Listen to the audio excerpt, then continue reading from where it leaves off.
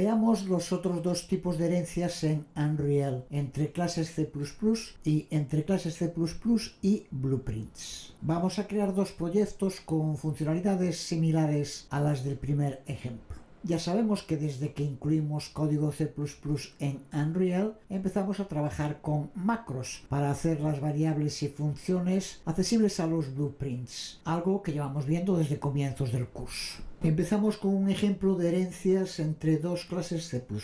Creamos un proyecto C++, le damos un nombre y creamos dos clases C++. La primera derivada de Actor, a la que vamos a llamar MyShapeActor, la creamos, y la segunda que vamos a hacer derivada de MyShapeActor, la que acabamos de crear, y a la que vamos a llamar MyCubeActor, por ejemplo, la creamos. Esta es la implementación completa del archivo .h de la clase padre MyShapeActor, en la que para empezar declaramos una variable con el especificador de acceso private.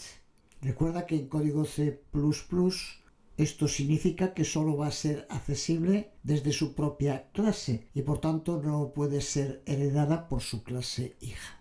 Definimos después tres variables con el especificador de acceso protect, lo que indica que pueden ser heredadas por sus clases hijas. Iniciamos cada una de las variables con un valor de 0. Declaramos también tres funciones que nos permiten configurar esas variables.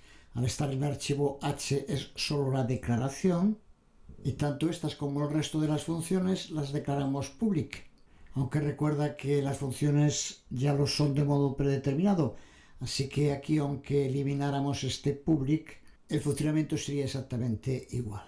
Y por último declaramos la función print, que será la que utilicemos para imprimir los mensajes en pantalla con el uso de add-on-screen-debug-message, con el que ya hemos trabajado. Y este es el archivo myshapeactor.cpp completo.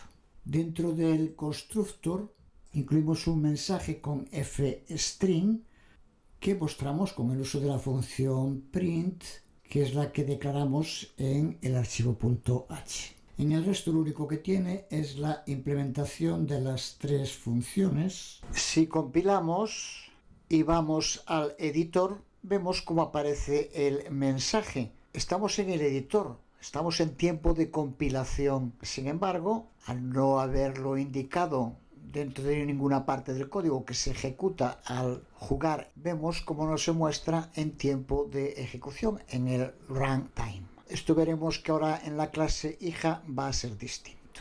Aquí tenemos el archivo myCubeActor.h, la clase hija, en la que incluimos una variable privada en la que se encuentra un puntero de tipo uStaticMeshComponent, que vamos a usar, como ya sabemos, para añadir con código un static mesh a nuestro actor. Y como públicas incluimos la llamada al constructor de esta clase y la declaración de una función llamada getVolume, que debe devolver un integer. Y aquí tenemos el archivo myCubeActor.cpp.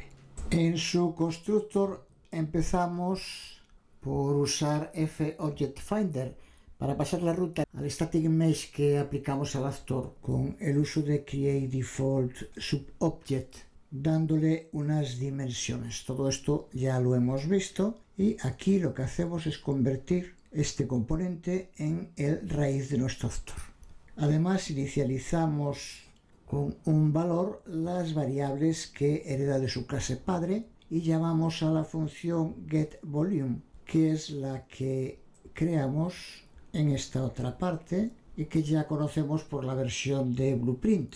Aquí calculamos el volumen, fstring con el que elaboramos un mensaje, y ahora observa, dentro de la llamada a la propia función es aquí donde incluimos la función print, que tendrá que mostrar este mensaje. Por tanto, esta función print va a ser ahora llamada en tiempo de ejecución. Y como además desde la clase hija se llama al constructor de la clase padre, también se mostrará el mensaje de la clase padre en tiempo de ejecución, no solo de compilación. Vamos a compilar y observa cómo en el editor en tiempo de compilación se muestra el mensaje tanto de la clase padre como de la clase hija. Y si ejecutamos el juego, observa cómo de nuevo se muestran los dos mensajes. Ahora en runtime, en tiempo de ejecución. Conclusiones de las herencias entre clases C++ en Unreal Engine. La primera, las variables y funciones con el especificador de acceso private en la clase base no son heredadas por sus clases hijas. Con los especificadores protected y public sí lo son. Segunda conclusión, el constructor predeterminado de la clase base siempre es llamado por la clase hija, como vimos con el mensaje de la clase padre en el runtime. Tercera conclusión, la clase hija puede extenderse con nuevas funciones y variables, como vimos con la variable volume y la función getVolume. Y cuarta conclusión, las variables heredadas pueden ser modificadas, como vimos también con las variables de las dimensiones. Para que no queden dudas, aquí tenemos la variable privada mySecretNumber. Si intentamos modificarla en la clase hija, como hacemos con las otras, observa como inmediatamente ya nos aparece aquí un mensaje de error, y si intentamos compilar no compilará al indicarnos que no puede acceder a esta variable. Ya sabemos que es porque es privada. Vamos con la tercera opción, que es C++ como clase padre y una clase Blueprint como hija. Empezamos creando un nuevo proyecto, C++, lo creamos. Aquí vemos el código de myShapeActor.h completo. Pero lo que nos interesa ahora es colocar, antes de la definición de clase, la macro uClass, que nos permitirá crear blueprints derivados de esta clase. Así que una vez que hayamos utilizado uClass, podemos volver al editor y, pulsando con el botón derecho sobre el archivo de la clase, elegir crear blueprint class basado en myShapeActor. Con esto tendremos un blueprint derivado de una clase C++. Como podemos ver, la clase base es prácticamente igual que en la versión anterior. Solo resaltar que en esta versión es obligatorio añadir las macros tanto en la propia clase con uClass, pero también en las variables y en las funciones. De este modo estarán accesibles a través de blueprints, algo que llevamos haciendo y seguiremos haciendo durante todo el curso, así que no vamos a insistir. En cuanto a la clase hija Blueprint, también tiene el mismo contenido de la primera opción Blueprint a Blueprint. Aquí tenemos el construction script, la función getVolume y el event beginPlay en el event graph.